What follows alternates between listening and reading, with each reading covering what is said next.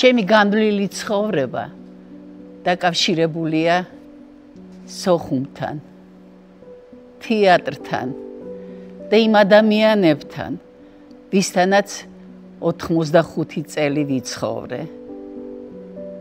საინტერესო ცხოვრება გავიარე.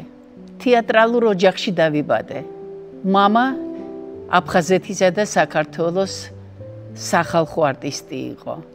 მუშაობდა 14 წელი თბილისის მოზარდ მაყურებელთა თეატრში. იმ მსახიობებთან, პირველ მსახიობებთან, რომლებიც დამარცებლები იყვნენ თბილისის მოზარდ მაყურებელთა თეატრის. იმ დროსვე მუშაობდა ჩემი დედა, ლიდა ბაჩილავა. მე დავიბადე ქალაქ თბილისში 1929 წლის 28 სექტემბერს. როდესაც დავიბადე და დიდი სიხარული იყო თეატრისთვისაც და ჩემი მშობლებისთვისაც, ქეთო ბაჩილავამ დაურეკა მოზარდ მაყურებელთა თეატრში მსახიობებს, რომ მე გავჩდი. სიხარულით რეპეტიცია შეწყვიტეს და ყველა გამოქანდა სავადმყოფოსკენ. დეიდა ჩემმა ახალ დაბადებული ზეწრებში გახვეული ფანჯრიდან აჩვენა ჩემი თავი და ეზოში ატყდა ჟრიამული ტაშების დაკვრა, გამვლელებიც კი ტაშს უკრავდნენ. როდესაც დამთავრდა ეს პროცესია, წამოვიდნენ თეატრში და პატარა სუფრა გამართეს, სადაც შემოვიდა შალვა დადიანი და ძიძიგური. მედია ძიძიგურის მამა. და რომ გაიგო, რომ მე გავჩდი და სუფრა იყო, მოგეხსენებათ, შალვა დადიანი კარგი თამადა იყო. და პირველი სადღეგრძელო აიღო ასეთი. მომავალი მსახიობის ლიანა მიქაშავიძის დაბადებას გაუმარჯოსო. მე ამაყება, რომ ასეთმა პოეტმა ასეთი სიტყვებით დამაჯილდოვა მაშინ.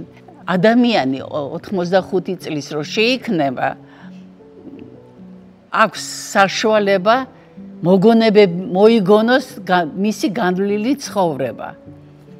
და მე გადავწყვიტე დამეწერა აი ეს წიგნი.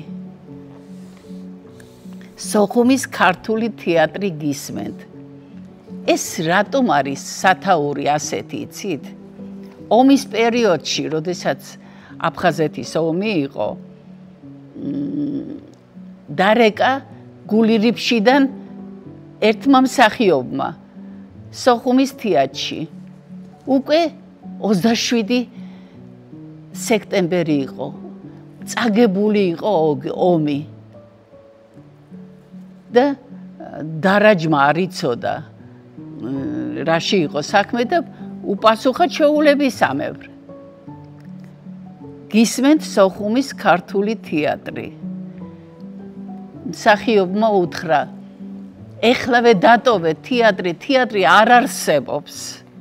ეს იყო 27 სექტემბერს 93 წლის 27 სექტემბერს სამწუხაროდ მაშინ, როდესაც ჩვენ დავტოვეთ სოხუმი. დავკარგეთ სოხუმი უпроსწორად. საინტერესო ადამიანმა ალბათ უნდა იცხოვროს 85 წელი მაინც, რომ დაწეროს თავისი მოგონებების წიგნი განდვლილ ცხოვრებაზე. მამა ჩემი იმის გარდა, რომ მსახიობი იყო, კორესპონდენტიც იყო.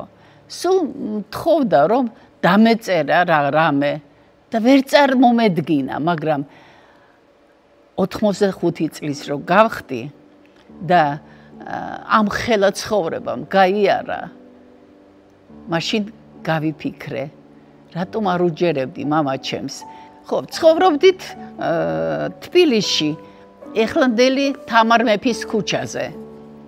ჩვენთან ხშირად სტუმრობდნენ გამოჩენილი ხალხი. უყვარდათ ჩვენს პატარა სახლში სტუმრობა. ყოველთვის გაშლილი იყო სუფრა. მღეროდნენ ჯანო ბაგრატიონი ძალიან კარგად მღეროდნენ იგონებდნენ მეგობრებს ამხანაგებს შემდეგ წამოვედით სოხუმში გურანდა გაბუნიას მამამ გრიგოლ გაბუნიამ მოიწვია მამა ჩემი მოზარდ მაყურებელთა თეატრში კარგ როლებს თამაშობდა რობინ გუდი ვანო კეცხოველი ლადო კეცხოველის ძმა და კარგი მსახიობად ითვლებოდა კარგი მსახიობი იყო აი ეს მამა ჩემის პირველი როლია იქ გადაღებულია ესა იმ დროის და ეს დედა არის როდესაც იმ თეატრში მივიდა სრულიად ახალგაზრდა აი ეს დედა არის ხო შემდეგ წავედით სოხუმში როდესაც გაბუნიამ მიიწვია მამა ჩემი სოხუმის თეატრში მამა ჩემი ძალიან პატრიოტული კაცი იყო ძალიან ენერგიული და მამამ თქვა არა ჩვენ უნდა წავიდეთ აფხაზეთში ქართული საქმე ვაკეთოთო და გავემგზავრეთ სოხუმში ჩავედით გვიან ღამე წვიმდა იმ დროს მახსოვდება ის დღე მოგვათავსეს სოხუმის თეატრის შენობაში სცენასთან ახლოს პატარა ოთახი გამოგვიყვეს ისე რომ თან ომი იყო სამამულო ომი იყო მე გარეთაც არ მიშვებდნენ მშობლები და ვესწრებოდი რეპეტიციებს ჩვენ გვყავდა მუზეუმის გამგე ოლია კანდელაკი ძველი მსახიობი და ვეხმარებოდი მას თეატრის ისტორიის შექმნაში ესე იგი სურათები შეგროვებაში იქედან გამომყვა ის რომ აფხაზეთის ომის დამთავრებისას დავავლე ხელი ყველა სურათებს 500-მდე სურათი წამოვიღე ტოლვილმა ამ წიგნში არის საინტერესო 22 წლიდან რეპერტუარი ესეც წამოვიღე რაც სოხუმის თეატრის ისტორიისთვის ძალიან საინტერესო და საჭიროა აი მე მაგალითად 6 წლის ვიყავი როდესაც პირველად სცენაზე გამოვედი მარინა თბილელი თამაშობდა მეწაღის ჯადოქარ ცოლს მამა ჩემი თამაშობდა მეწაღეს და მე მათ შვილს სამივენი ვიდექით სცენაზე შემდეგ ხუტა ბერულავამ ამასთან დაკავშირებით ლექსი მომიძღვნა პატარა ლია სცენაზე რომელიც იბეჭდებოდა ჟურნალ გაზეთებში შემდეგ საერთოდ ყველა მის გაზეთში მის ჟურნალში ყველა გამოცემაში შედიოდა ეს ლექსი იმდენად კარგი ლექსი იყო ბევრმა არ იცის რომ ვახტანგ ბოჭორიშვილი აკადემიკოსი ექიმი მსოფლიო მნიშვნელობის ექიმი მას დამთავრებული ჰქონდა თეატრალური ინსტიტუტი სარეჟისორო ფაკულტეტი და რეჟისორად მუშაობდა შემდეგ ჩამოვიდა სოხუმში მარინა თბილელთან ერთად მაგრამ მიატოვა დადგა კარგი სპექტაკლი ხევისბერი გოჩა და დაიბარა მთავრობამ აფხაზეთის მთავრობამ და მოსთხოვა რომ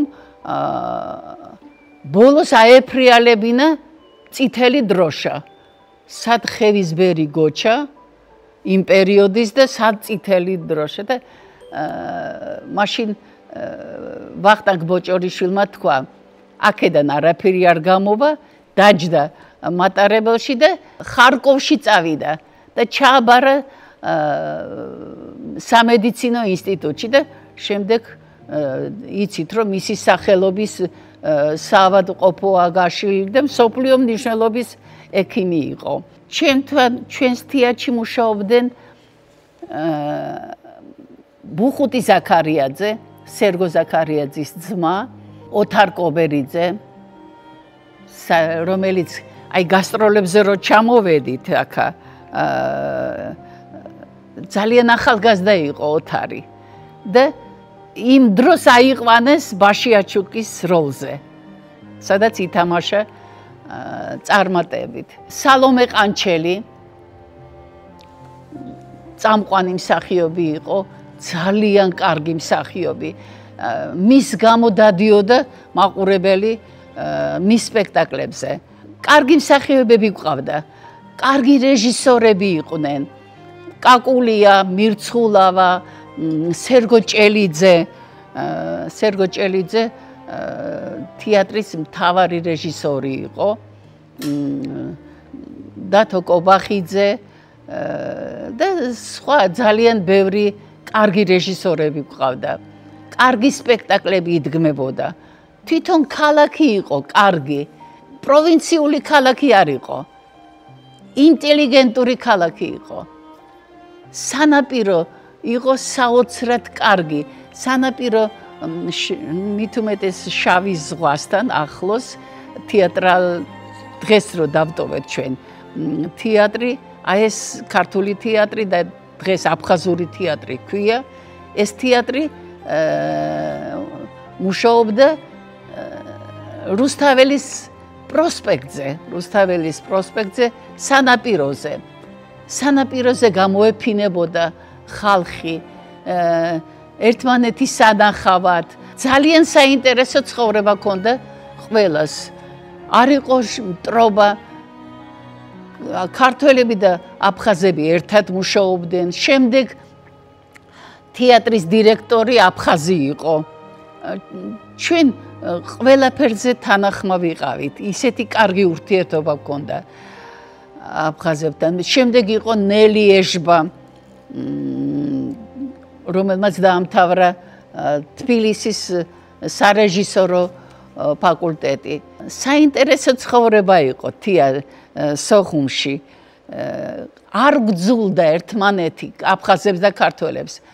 აშენდა კარგი შენობა მაიმუნების პიტომნიკის გვერდით ბარათაშვილის ქუჩაზე. მსახიობების სახლი იყო. ერთ სადარბაზოში აფხაზები ცხოვრობდნენ, მეორეში ქართველი მსახიობები. ურთიერთობა ჰქონდა ძალიან კარგი და დაიწყო ომი. წასულები იყვნენ მსახიობები, სადაც დაგვეღუპა 10 მსახიობი. ისე რომ ჩვენ ამ ომმა დიდი ზიანი მოგვაყენა. აი მაჩაბელეს თეატრი, რომელიც კრწანისის ომში იბრძოდა, იმას ადარებენ სოხუმის თეატრს, სადაც ამდენი ხალხი შეეწირა. ომი რო დაიწყო, ჩემმა ლექტორმა მსახიობის მეუღლემ შექმნა დაჭრილ მეომართა დახმარების დედათა კომიტეტი. მე და ერთი მსახიობი, კუპრეიშვილი ლიანა, ჩავერთეთ ამ ომის დროს ამ კომიტეტში. ნანახი მაქვს დიდი უბედურებები, რაც ხდებოდა აფხაზეთში. აი ახლა კიდევ წერ წიგს, სადაც აღწერ, როდესაც უკვე 22 სექტემბერს, როდესაც მთავრდებოდა და უკვე ვაგებდით ომს, ხო? 90 ახალგაზრდა ბიჭი გამოემგზავრა საბრძოლველად სოხუმში. ატარღებიდან დაუწყეს დაბომბვა აი ამ თვითფრინავის და მოხვდა თვითფრინავს და მე ამ დროს ბაბუშერაში ვიყავი. აეროპორტი ბაბუშერაში არის. ხო და რო გავიგე ეს ამბავი, გავიქეცი რა საკვირველია და იმ დაჭრილებში, იმ ნაფლეთებში ერთი ცდილობდა წამოდგომას და აცხადებდნენ რუპორით, რომ დატოვეთ ის აეროპორტიო, ტყვია წამალი მოაქვთ მათ და აფეთქდება აეროპორტიო და ამ დროს როგორ მინდოდა მივშველებოდი ამ ბიჭს და დავავლე ხელი და მოვარბენინებდი მაჩვენებდა რომ დამწვარი ქონდა ხელები და გადარჩა ის ბიჭი მე არ ვიცი მაგ ბიჭის არაფერი ბევრი ცუდი რამის მომსწრე ვარ ომის პერიოდში ძალიან ისეთი პატრიოტული გრძნობით ვიყავი მამაც იყო ასეთი სამამულო ომში მამა ქერჩში იბრძოდა სოხუმი დაცემული იყო დაეცა სოხუმი ყველა ცდილობდა რამე გზით გაეღწია აფხაზეთიდან ჩემი ბიჭი იბრძოდა და არ წამომყვა არაფრით ჩვენ აქ ვართ საჭირო 100 ბიჭი დარჩა სოხუმში თითქოს იმის გასაგრძელებლად შემდეგ გამოაცხადეს რომ დამხმარე ძალა საქართველოდან არ იყო იმიტომ რომ უკვე დაცემული იყო აფხაზეთი და გადაწყვიტეს ამ ბიჭებმა სოხუმელმა ბიჭებმა რომლებიც ელოდნენ დამხმარე ძალას და ბრძოლის გაგრძელებას აპირებდნენ დატოვეს სოხუმი და ჭუბერით წამოვიდნენ ჭუბერით და ამ დროს გამოაცხადეს აქ ჩვენ ყველანი ვიკრიბებოდით ივერიასთან იქიდან აფხაზეთიდან დევნილები და გებულობდით ერთმანეთის ამბავს ვინ იყო ცოცხალი ვინ იყო გარდაცვლილი და ასეთ ამბავს საშინელებები დაატრიალეს აფხაზებმა არა რუსებმა საშინელება იყო რა იცით როდესაც გადაიფრენდა თვითმფრინავი და ჩამოყრიდა ნათურებს ესე იგი ჩვენ ვიცოდით რომ იმ ადგილს დაბომბავდნენ მაგრამ ვერცად ვერ გაექცეოდი გამოაცხადეს რომ დიმა ჯაიანი ჩემი ბიჭის და ესე რომ დაიღუპენ მაგრამ მე მაინც იმედი მქონდა რომ ესე და ჩემმა შვილმა ხმა მომაწვდინა 15 დღის შემდეგ რომ ეხლა უკვე საქართველოს მიწაზე ვართ და არინერვიულო შემდეგ შეუდექით ცხოვრებას ხან საცხოვრობდით ხან სად ასე თეატრმა დაიწყო მუშაობა ჩვენ გაგვიღო კარი რუსთაველის თეატრმა მცირე დარბაზში ვითამაშეთ დიდოსტატის მარჯვენა ყველანი ვიყავით არათეატრალურ კოსტუმებში უკეთესობას ვერაფერს ვხედავდით დაბრუნების იმედი აღარ გქონდა მე ვთამაშობდი ნუნუ ექიმს საბრალდებო დასკვნაში ეს პირველი სპექტაკლი იყო რომელსაც უამრავი მაყურებელი ყავდა და ყველა მიცნობდა ნუნუ ექიმის როლში მოხდა ასეთი შემთხვევა უკვე ჩამოსული ვართ თბილისში წაგებულია აფხაზეთში ომი და სავადმყოფოებში დავდივარ სადაც მოვინახულე ჩვენი დაჭრილი ბიჭები ამ დროს გაიყვანეს დაჭრილი რომელმაც მომაძახა ნუნუ ექიმო მე შრომიდან ვარ შრომა ჩემს სახლთან ახლოს იყო მე შრომიდან ვარ მე თქვენ ნანახი მყევხართ ნუნუ ექიმის როლში მე თქვენ ძალიან მიყვარხართ დედა გამიკვირდა რასაკვირველია მას ფეხი ქონდა ჭურვისაგან მოგლეჯილი და ამას რომ იყვებოდა ცუდად გახდა და ექთნებმა შეიყვანეს საოპერაციოში სოხუმის თეატრის ძველი თაობა აღარავინ არ არის ძველი თაობიდან მე ბავშვობიდან ნამყოფი სოხუმის თეატრში და მსახიობი მე ვარ დარჩენილი და დარჩენილია კიდევ თინა ბაბლიძე რომელიც პირველი როდესაც თეატრში დავიწყე მუშაობა სრულწლოვანი რო ვიყავი თამაშობდით პაემანი ცაში ასეთი სპექტაკლი იყო. ფრინავებს თამაშობდით. ძალიან გვიყვარდა ეს სპექტაკლი. და ხშირად ვიგონებთ მე და თინა. თინა ეხლა 97 წლის არის. და ეხლა უკვე მეხსიერება დაკარგული აქვს. მხოლოდ როდესაც მივიტანე ეს წიგნი და ძმისშვილი უკითხავდა სოხუმის ამბებს, ცრემლის დიოდა. მაინც ახსოვს ეს ჩაბეჭდილი. მე და თინა ბაბლიძემ ჩვენ თეატრს არ უღალატეთ. არც ერთ თეატრში არ გადავსულვართ. ყოველ დაწყებიდან სულ ერთგულად ვემსახურეთ ჩვენ თეატრს. ჩემი თეატრი, ჩემი სახლია. ეს სახლი ეს თეატრი გერმანელმა ტყვეებმა აშენეს. ომი როდესაც დამთავრდა, ძალიან ბევრი ტყვე ყავდა საბჭოთა კავშირს. და 46 წელში დაიწყო მშენებლობა. მაშინ სტალინმა გასცა ბრძანება, რომ აეშენებინათ სოხუმის თეატრი. და სულ მაინც მამამ ასწავლიდა, რომ ტყვე რო საცოდავია ტყვე. და ერთი გერმანელი ტყვე იყო, სუსტი, ძალიან სუსტი, სულ ჩაფიქრებული დადიოდა. და მე ყველას გვიჭირდა ომის პერიოდში. თეატრსაც უჭირდა და ჩვენ ოჯახსაც რასაკვირველია. ყოველთვის მომქონდა თავშსაფარში შეხვეული საჭმელი აი ამ გერმანელი ტყვესთვის. და ის მადლობელი იყო, მაგრამ მე ენა არ ვიცოდი და მანაც ჩემი ენა არ იცოდა.